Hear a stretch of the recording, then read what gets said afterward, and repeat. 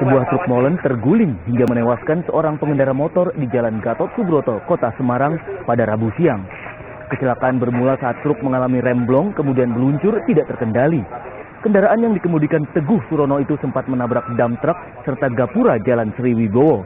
Truk akhirnya terguling hingga menewaskan pengendara motor bernama Yatmo. Korban terjepit kepala truk, sedangkan sopir truk yang mengalami luka berhasil dievakuasi ke rumah sakit. Dari mana, Mas? Dari kawasan mau ke Desi, ambil semen. Ngirim semen. Terus tiba-tiba remblong. Itu nabrak apa? Jamret.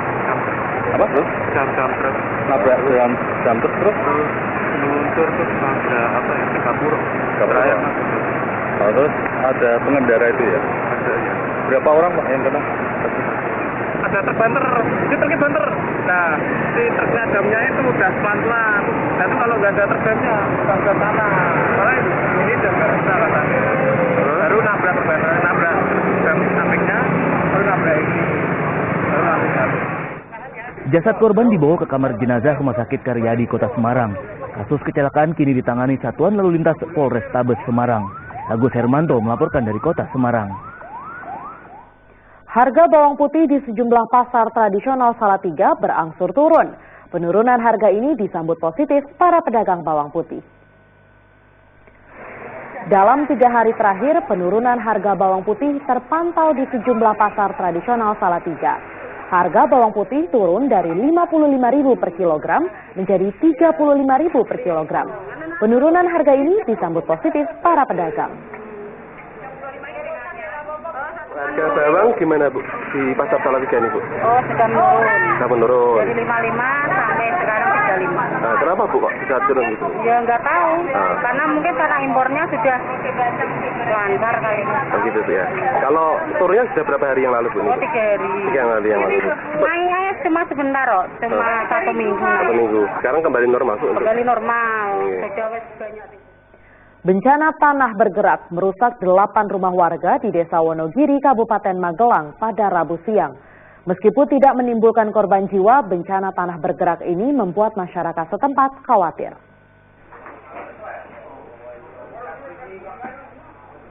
Beginilah kondisi salah satu rumah warga yang rusak akibat bencana tanah bergerak di Desa Wonogiri, Kecamatan Kajoran, Kabupaten Magelang pada Rabu siang. Tim Badan Penanggulangan Bencana Daerah atau BPBD Magelang bersama TNI Polri dan relawan berupaya menambal lantai dan tembok rumah yang retak. Bahkan 8 rumah di lereng perbukitan Menoreh tersebut terancam longsor menyusul bencana tanah bergerak. Keadaan diperparah turunnya hujan deras pada Selasa sore.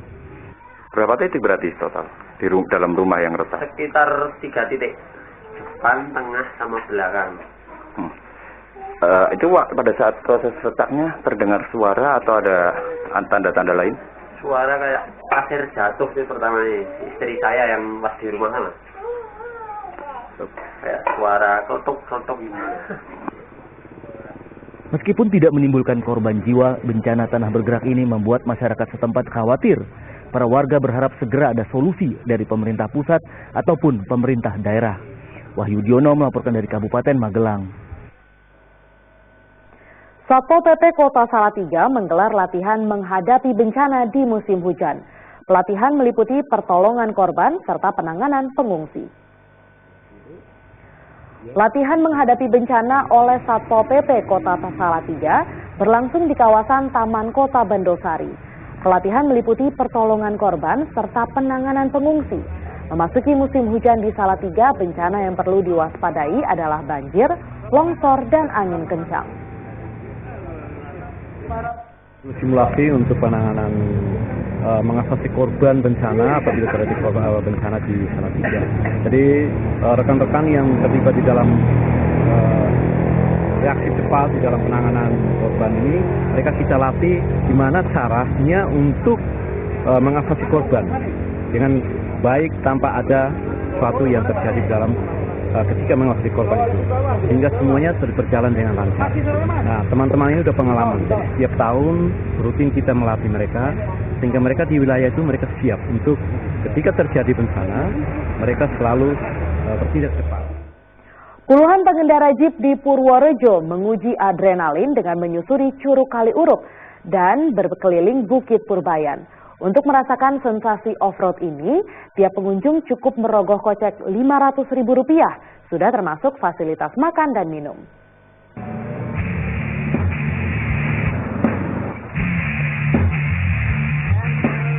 Satu persatu para pengemudi jeep di Purworejo menjajal medan ekstrim dengan menceburkan mobilnya di Curug Kaliurip, Kecamatan Kemiri yang berarus deras.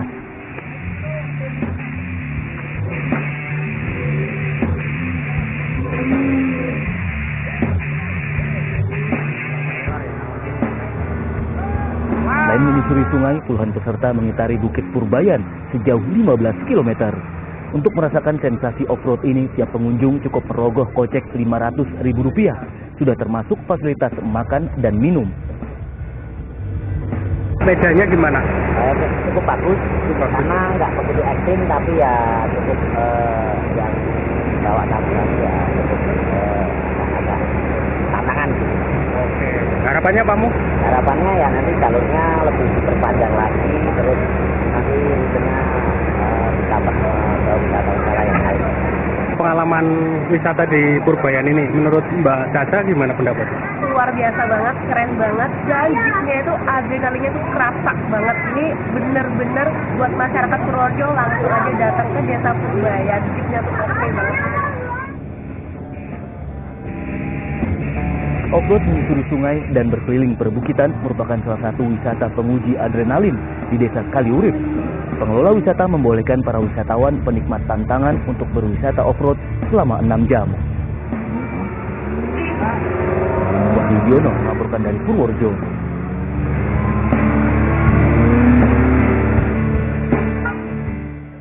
Selama beberapa hari terakhir, masyarakat Desa Pasuruan, Kabupaten Magelang, resah dengan munculnya bau tak sedap dari tempat pembuangan akhir sampah.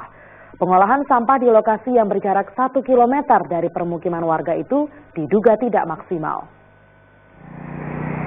Bau tidak sedap dari tempat pembuangan akhir atau TPA sampah di Desa Pasuruan, Kabupaten Magelang, meresahkan masyarakat setempat dalam beberapa hari terakhir.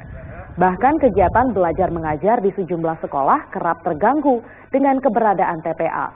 Pengolahan sampah di TPA yang berjarak 1 km dari permukiman warga itu diduga tidak maksimal. Bagaimana responnya dengan keberadaan TPA ini, Pak? Sangat mengganggu, Pak. Baunya udah sampai hampir 5 kilo lebih ini, Pak. Baunya, Pak, ya? Baunya, iya. Itu kira-kira masyarakat seperti apa yang ada di sini, Pak? Masyarakat juga banyak yang komplain, terutama ini banyaknya lalat yang berterbangan di warung-warung kampungan gitu, ini. Terus untuk sekolah-sekolah di sini gimana, Pak? Sekolah kegiatan belajar mengajar jelas terganggu. Di sini ada sekolahan SMP Kota Mungkit, SMA Kota Mungkit, ada STM, ya, dan SDMI banyak di sekitar sini. Cuma radius 1 kilo dari sini ada sekolahan. Pak, untuk luasan dari TPA ini kira-kira berapa hektar ini, Pak? Ini sekitar 2 hektar ini, Pak.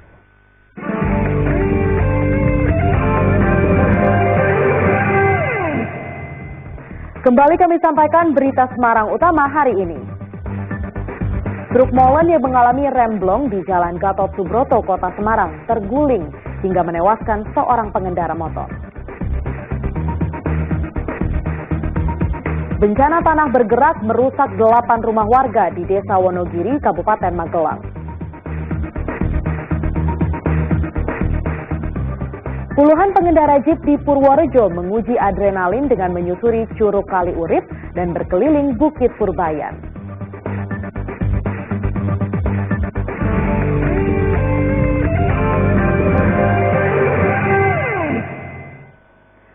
Satuan Tugas Satgas Anti Mafia Sepak Bola Polda Jawa Tengah siap mengawasi kompetisi Liga Indonesia 2020 untuk mencegah kecurangan ataupun pidana penyuapan. Demikian disampaikan Direktur Reserse dan Kriminal Umum Polda Jawa Tengah, Komisaris Besar Polisi Budi Haryanto dalam jumpa pers di Kota Semarang pada Rabu siang. Jadi tugasnya sebelum pertandingan dimulai kita sudah masang kuping, masang mata untuk memonitor.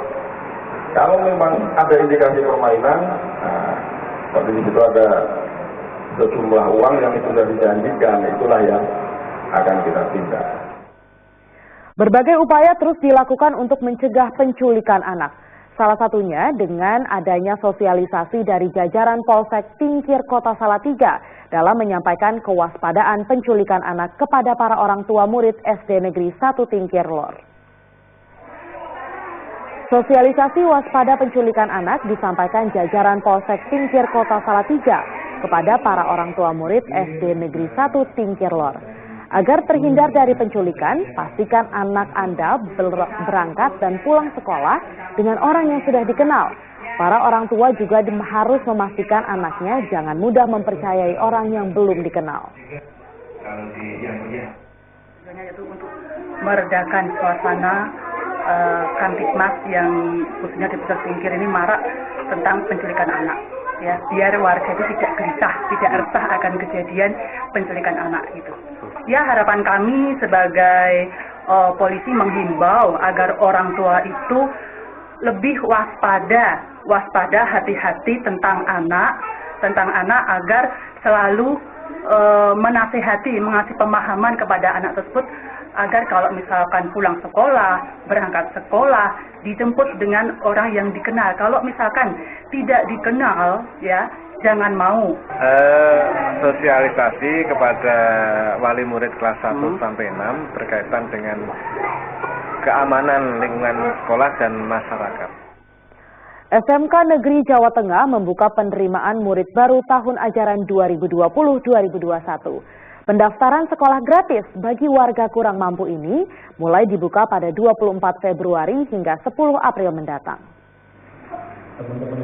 Dalam jumpa pers di kantor Gubernur Jawa Tengah, Jalan Pahlawan, Kota Semarang, pada Rabu siang terungkap, SMK Negeri Jawa Tengah membuka penerimaan peserta didik baru tahun ajaran 2020-2021.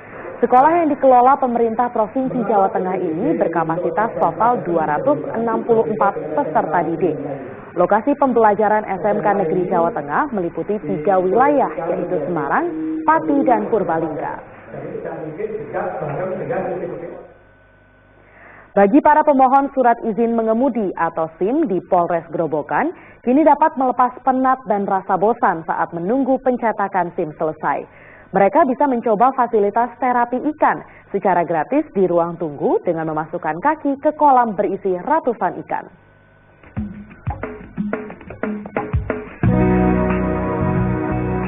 Satuan Penyelenggara Administrasi Polres Grobogan menyediakan terapi ikan gratis di ruang tunggu bagi para pengunjung yang sedang menunggu pencetakan SIM selesai. Mereka bisa memasukkan kakinya ke kolam yang berisi ratusan ikan. Melalui fasilitas ini, para pemohon SIM dapat santai sejenak melepas penat dan rasa bosan.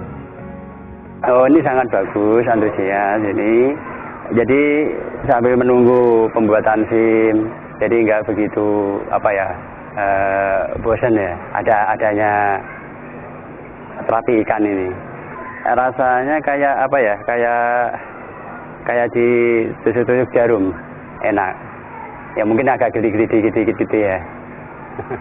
Baik, jadi kami jajaran Satuan Lalu Lintas Polres Grobogan, khususnya unit SIM Polres Grobogan, melaksanakan inovasi terapi ikan, yaitu dengan maksud memberikan pelayanan kesehatan kepada para pemohon SIM sambil menunggu proses cetak SIM mereka. Jadi mereka bisa menunggu di areal satpam sambil melakukan terapi ikan. Terapi ikan di sini bertujuan yaitu melancarkan peredaran darah, kemudian mengganti sel-sel kulit yang ada di kaki, sehingga masyarakat bisa menikmati pelayanan kami sambil menunggu proses cetak SIM jadi. Terapi ikan dipercaya membantu regenerasi sel kulit serta menghilangkan bakteri. Arif Nur melaporkan dari Grobogan. Seorang pengrajin di Salatiga mahir membuat aneka boneka mini mengenakan ragam pakaian adat Nusantara dari bahan clay atau tepung makanan. Hasil kreasi Joy Susanto ini untuk menarik minat anak lebih mengenal sekaligus mencintai budaya Indonesia.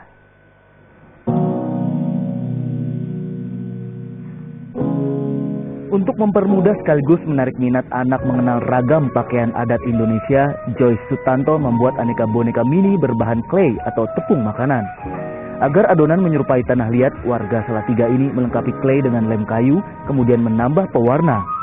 Hasil kreasi Joyce bisa berupa hiasan pensil, gantungan kunci, dan tempelan kulkas.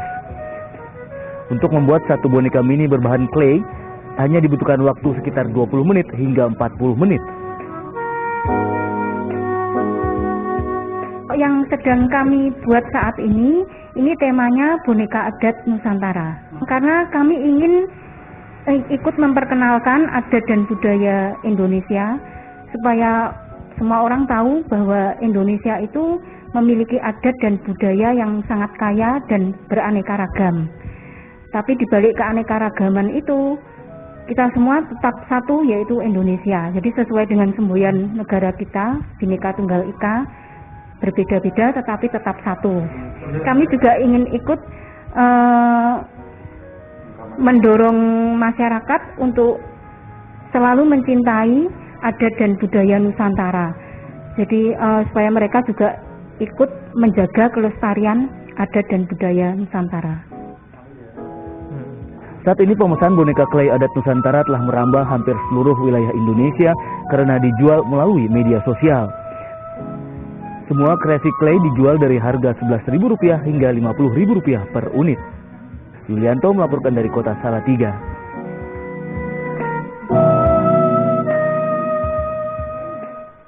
Informasi tadi mengakhiri jumpa kita pagi ini.